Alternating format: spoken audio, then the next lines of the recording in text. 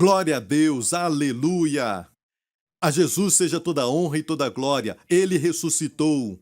Cristo ressuscitou. Você sabia que no livro de Atos dos Apóstolos, todas as vezes que eles pregavam, eles falavam da ressurreição de Jesus. Até muito mais do que a cruz.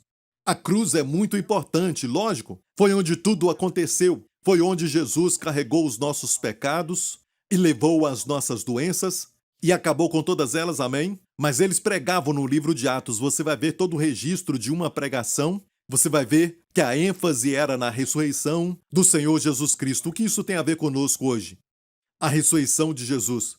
Olha, Jesus não ressuscitou da mesma forma que o filho da viúva de Naim, que ressuscitou, mas morreu de novo, ou da mesma forma, poderíamos dizer até de Lázaro, que ressuscitou e morreu de novo. Jesus ressuscitou dos mortos com um corpo glorificado, para não morrer de novo. E a Bíblia nos promete que nós, no livro de Filipenses, os nossos corpos serão transformados, esses corpos vis, diz assim, será transformado como o seu corpo glorificado. Aleluia! A qualquer momento, o Senhor voltará para nós. Amém? Aleluia! Ele vai voltar. A Bíblia diz, nós os que estivermos vivos, seremos arrebatados para o encontro com o Senhor nos ares. Eu também sei que o arrebatamento não é muito popular, as pessoas tentam explicar o arrebatamento para que ninguém acredite nele, mas olha bem, amigo, a palavra rapatzo é arrebatamento, e não tem como espiritualizar o arrebatamento. É um mistério que Deus revelou ao apóstolo Paulo, e ele disse, eu vos digo um mistério, nem todos dormiremos, não morreremos, mas seremos transformados num piscar de olhos, num segundo atômico, no grego, seremos transformados e nosso corpo vai ser um corpo incorruptível. Amém? Corpo glorificado como o corpo de Jesus. Amém? Ele podia aparecer e desaparecer. Não estava mais preso, confinado ao tempo e espaço. Amém? Também os nossos corpos serão assim. Amém? Você não vai ficar cansado, não vai se sentir monótono, você nunca mais vai ter uma doença ou enfermidade no seu corpo, você não vai sofrer isso. Nenhuma das coisas que vieram da queda, amém, de Adão, que nós herdamos no nosso corpo atualmente, não teremos no nosso corpo mais. Amém? Por isso a Bíblia diz, nós os que estivermos vivos, seremos arrebatados para o encontro com o Senhor nos ares. A Bíblia fala de estarmos vivos, seja com 10 anos, 17, 25, certo? Mas aqueles que estiverem todos vivos, por isso devemos permanecer vivos. Todos nós os que estivermos vivos, ele falou 2 vezes. Os que permanecerem vivos. Uma coisa é você estar vivo por aí, outra coisa é você permanecer vivo. Isso fala de poder. Ou seja, antes do arrebatamento, vai haver uma revelação de vencer doenças e enfermidades e de como vencer a morte. Uma revelação de longevidade, para que sejamos como Simeão. Deus prometeu a Simeão, na primeira vinda de Jesus, que este homem, um homem ancião, um profeta de Deus, não veria a morte antes dele ver Yeshua, E quando ele pegou o bebê Yeshua nos braços, ele disse ao Senhor, agora eu posso ir, porque os meus olhos viram a tua salvação, o teu Yeshua. Isso não é lindo? E Deus trabalha em padrões, os mesmos padrões, como diz no livro de Eclesiastes, aquilo que foi é o que também será. Amém? E na primeira vinda de Jesus, o Senhor revelou a si mesmo, ou os anjos revelaram a primeira vinda de Jesus. Para vós é nascido nesse dia na cidade de Davi. Para quem eles mencionaram isso? Para um grupo de pastores. Da mesma forma, eu creio que na segunda vinda de Cristo, porque sabemos que no arrebatamento, não sabemos o dia e nem a hora, mas vai ser em breve e iminente, mas ele vai revelar aos seus pastores. Como explicar este verso? Não deixando de nos congregar, mesmo que momentaneamente agora, devemos nos submeter agora às autoridades da terra, porque estão fazendo o melhor por nós. Amém? Por favor, não duvide dos motivos deles. Eles estão nos protegendo para ficarmos vivos durante essa crise. Amém? Elas estão do nosso lado, não são contra nós, igreja. Mas a Bíblia diz, é lógico, para não deixarmos de congregar, mas perceba a última parte, quanto mais vedes que o dia se aproxima, então o Senhor vai acabar com este coronavírus. Aleluia! Amém? Para que possamos congregar, quanto mais vemos que o dia vai se aproximando. Mas não façamos, sabe, como rebelião, não façamos de uma forma que vai colocar outros em perigo. e ficar dizendo que Deus vai então nos proteger, certo? Temos que ter fé, mas sabedoria também. E temos que aplicar a sabedoria durante esse tempo, para darmos um bom testemunho. Amém?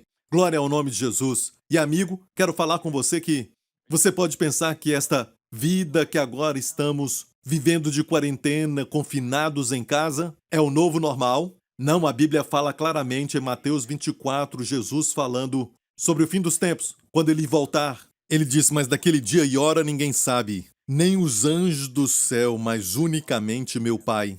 E como foi nos dias de Noé, as pessoas casando e dando-se em casamento, comendo e bebendo, tudo isso fala de multidão. Percebeu isso? Uma vida normal. A vida vai voltar ao normal, bem antes da vinda do Senhor Jesus. E naquele dia, o Senhor virá e muitos não vão estar preparados, porque esse vai ser o problema. A vida vai voltar ao normal, que vão se esquecer da vinda do Senhor. E eu creio que essa parte não está falando da segunda vinda de Jesus Cristo, quando ele virá no final da tribulação, porque quando soubermos que estamos na tribulação, podemos esperar até 7 anos e saber que ele vai voltar. Mas isso aqui está falando que ninguém sabe o dia e nem a hora. É o arrebatamento, e eu creio que um pouco antes do arrebatamento, e o arrebatamento já vai acontecer, sabemos que este coronavírus vai acabar e a vida vai voltar a ficar tão normal que muitos vão se esquecer do Senhor e não vão esperar a sua vinda e vão desprezar as palavras do Senhor, de que em breve ele voltará, ok? Então, glória a Deus, eu quero falar uma palavra hoje que vai te abençoar e também a sua família. Eu creio que Deus colocou essa palavra no meu coração e eu quero compartilhar com você. Então relaxa e receba agora a palavra de Deus. Preste atenção, porque cada palavra deste ensinamento hoje é muito profética e eu vou te mostrar algo que Deus me mostrou no ano passado, quando ele me deu uma palavra, ou na verdade 2 anos atrás, em 2018, ele me deu uma palavra sobre uma nova onda de cura que virá sobre o mundo inteiro. Deus vai liberar algo para o mundo, uma nova onda, podemos dizer, eu estou falando uma nova onda entre aspas, uma nova onda de cura, uma unção que vai trazer milagres e cura para toda a terra, como nunca antes na história. Milagres que nunca foram vistos. Mas o diabo consegue ver o que Deus está fazendo, porque ele é um ser espiritual, e ele tenta alcançá-lo. E ele libera algumas coisas, mas quando ele faz isso, ele faz sempre na dimensão dos sentidos. Ele faz tudo na dimensão do físico. Mas nós andamos por fé e não por vista. Vamos então agora usar uma analogia da época de Moisés, quando ele nasceu, um pouco antes dele nascer, antes do seu nascimento.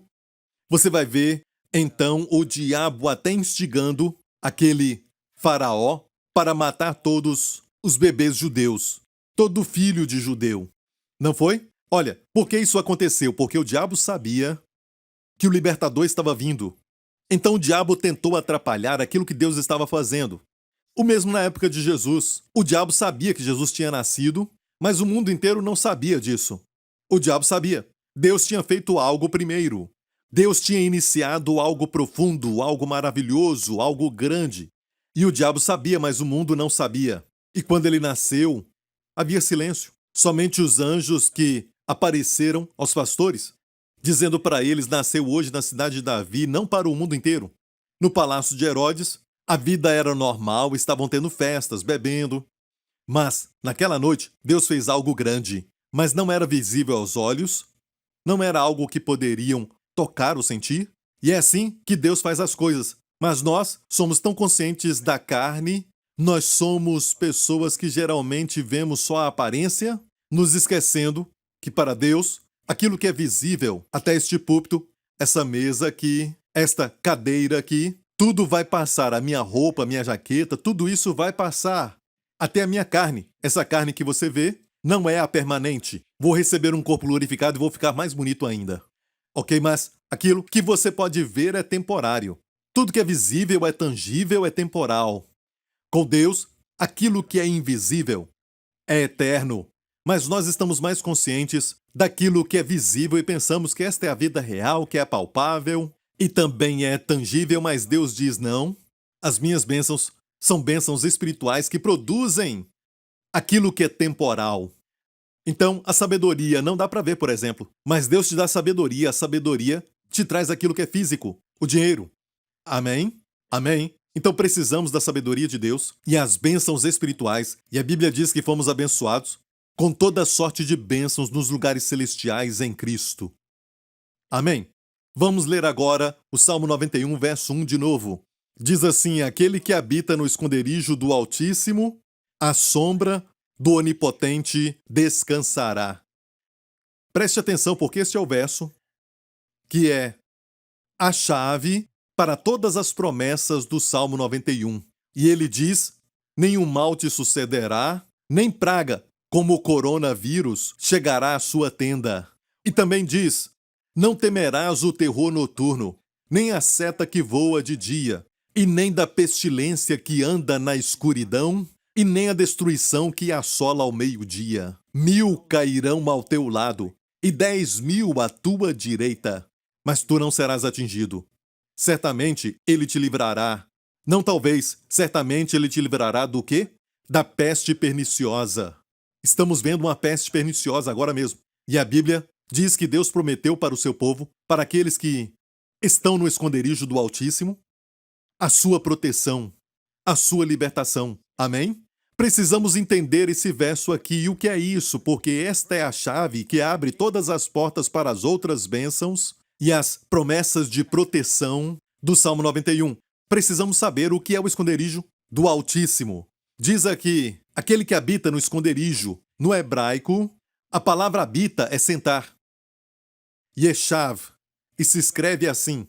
Vamos ver um pouco de hebraico hoje. Pegue uma cadeira, anote tudo e aprenda hebraico. Amém, Yud. Lendo da direita para a esquerda, Shim. Bet. Yeshav. Yeshav é se assentar. Assentar é descansar. Amém, descansar. Em Israel você escuta, por exemplo, o Moshav. É onde eu fico. Amém? É da palavra Ishav, o lugar onde eu descanso. Eu estou falando isso porque hoje alguns ensinam que somente algumas pessoas podem estar no esconderijo do Altíssimo. Somente aqueles que se santificaram totalmente podem estar no esconderijo do Altíssimo. Eu até escuto coisas como: o esconderijo é algo que você habita ali, mas você não mora lá. É um lugar que você vai de vez em quando. Mas olha, amigo, quando descobrirmos a verdade do que é este lugar, você nunca mais vai querer sair deste lugar. Você tem que saber de uma coisa. Do quê? Que você está sentado com Cristo nos lugares celestiais. O esconderijo é, na verdade, o lugar do Mexia, o Messias de Israel. E no Antigo Testamento, ele está meio oculto, certo? O Messias ainda não foi revelado. Então ele está no esconderijo. Amém? Ele é o esconderijo. Glória a Deus. E nós somos agora o sonho deste salmista e habitamos no esconderijo do Altíssimo, onde todas as bênçãos e a proteção vêm sobre nós e a nossa família, que era o sonho dele e é a nossa realidade. Amém? Olha este verso. A Bíblia diz: mas Deus, que é riquíssimo em misericórdia pelo seu muito amor com que nos amou. Eu amo isso porque diz, ele não só nos amou, mas nos amou com um grande amor. Amém? Estando nós ainda mortos em nossas ofensas, nos vivificou juntamente com Cristo, pela graça sois salvos, e nos ressuscitou juntamente com ele, e nos fez assentar nos lugares celestiais em Cristo Jesus. Ele nos fez assentar nos lugares celestiais com Cristo Jesus. E durante esse tempo de uma estação de ressurreição, quando nós nos lembramos que o Senhor ressuscitou dos mortos, a Bíblia nos diz que ele ressuscitou, mas quando ressuscitou, não ressuscitou sozinho. Nós ressuscitamos com ele. Aleluia! Nos ressuscitou juntamente. Você viu isso? Nos ressuscitou juntamente com ele, nos fez assentar com ele em lugares celestiais em Cristo Jesus. Amém? Quando você pensar na ressurreição de Jesus, pense também como algo que é de interesse pessoal seu, porque você ressuscitou com ele. O que aconteceu com Jesus, aconteceu com você. A sua história com Jesus começa não quando Jesus caminhava às margens do Mar da Galileia, não foi naquela época, mas quando ele estava na cruz. Foi quando Deus colocou você e eu naquela cruz e fomos crucificados com Cristo para que o homem velho, aquela parte que ama pecar, aquela parte rebelde, aquela parte que veio com a natureza caída do homem, a parte que é sujeita a doenças e enfermidades, a parte que é corrompida, foi crucificada de uma vez por todas na cruz. Mas hoje, na nossa experiência, o homem velho parece real, mas para Deus e pela fé, ele já morreu. Aleluia! Ele acabou. Ele foi destruído, amém? E a Bíblia diz que nós somos novas criaturas em Cristo. A sua história com Cristo começou na cruz. Deus te colocou lá. E o que aconteceu com Cristo aconteceu com você. Ele foi sepultado, nós fomos sepultados com ele. E por isso nós demonstramos isso quando nós acreditamos em Cristo e somos batizados. E você ressuscita com Cristo, junto com Cristo. E sabe como ele foi ressuscitado por Deus? A Bíblia diz que Deus o ressuscitou e o colocou acima dos principados e potestades e poder e domínio e de todo nome que se nomeia, não somente neste mundo, mas também no vindouro. Olha, coronavírus é um nome. E a Bíblia diz que Deus ressuscitou Jesus e nós, com ele, muito acima, todo nome que se nomeia. Não só neste mundo, no presente tempo, mas no vindouro. Fomos ressuscitados com Cristo. Eu gosto de falar assim toda manhã. Quando eu acordo, eu falo, Pai, muito obrigado porque eu e a minha família estamos no Cristo ressurreto. Muito acima deste coronavírus. Vou falar mais disso daqui a pouco. Mas saiba que a nossa história começou na cruz. E desde então nós estamos, de uma certa forma, até irrecuperavelmente, eu gosto de falar isso para sempre, em Cristo. Amém? Deus não pode te remover de Cristo, porque se fizer isso, certo? Ele tem que remover Cristo, porque hoje minha identidade real é Cristo. Amém? Agora não vivo mais eu, mas Cristo vive em mim. E a vida que agora vivo, eu a vivo pela fé do Filho de Deus que me ama e se entregou por mim. Amém? Eu tenho que perceber que é uma verdade aquilo que John Bunyan certa vez disse. Em um dos seus livros ele disse, ele estava caminhando pelo campo e ele estava lamentando o fato de que ele tinha percebido um levantar de muitos hábitos pecaminosos e algumas tendências e sentimentos que estavam atacando a sua carne e a sua mente. E ele lamentava o fato de que ele não era tão santo quanto deveria. E de repente o Espírito Santo falou com ele. E o Espírito Santo falou assim, onde está a sua justiça? Onde está a sua justiça? Ele olhou para os céus e o Senhor disse a ele, lá está a sua justiça. Jesus à direita de Deus Pai. Então, amigo, se alguém te perguntar, você é justo, você diz, sou tão justo quanto Jesus. Por quê? Porque Jesus é a minha justiça. Ele é a medida da minha justiça. Amém? Glória a Deus. Agora veja este verso, que diz o seguinte, Deus nos fez assentar com Cristo para mostrar nos séculos vindouros as abundantes riquezas da sua graça. Ou seja, a graça não é somente uma dispensação, ela é uma dispensação, mas a graça vai continuar para sempre, para mostrar nos séculos vindouros as abundantes riquezas da sua graça. Deus vai mostrar tudo isso nos séculos vindouros. Ele vai mostrar tudo. Vai ser um show como nenhum outro show que você vê na terra. Amém? E a Bíblia diz que vamos nos assentar com ele e Deus vai mostrar esse show da abundante riqueza da sua graça nos séculos vindouros. Aleluia! Mas voltando mais uma vez para Yeshav, a palavra assentar. Assentar. A primeira coisa que devemos fazer que diz respeito a este coronavírus é que você vai perceber que muitas pessoas estão em estado de pânico, alguns estão deprimidos, tem muitos casos novos de pessoas que estão deprimidas, os psicólogos falam disso, de uma forma como nunca aconteceu antes. Mas quero te falar isso, que Deus tem um lugar para você ficar salvo e seguro. E todo dia Ele quer que você saiba, não só mentalmente que você está sentado com Cristo, mas todo dia você vai a Ele e diz, Pai, obrigado, e usa este lugar. Amém, digo com reverência, use este lugar. Amém, diga, Pai, eu te agradeço porque eu e a minha família estamos protegidos, seguros, em Cristo, no Cristo ressurreto. E estamos muito acima de todo principado e potestade, muito acima da depressão, muito acima do coronavírus, muito acima do poder do maligno. E isso é, na realidade, aquilo que você realmente é agora mesmo aos olhos de Deus. E Deus vê a realidade. E fazemos a pergunta, Pastor Prince, como explicar que o meu corpo agora está aqui na terra e eu estou assentado assistindo você agora na televisão? Meu corpo está agora neste sofá?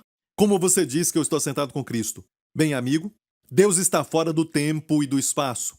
Assim é o seu homem interior. O homem interior está fora do tempo e do espaço. Amém?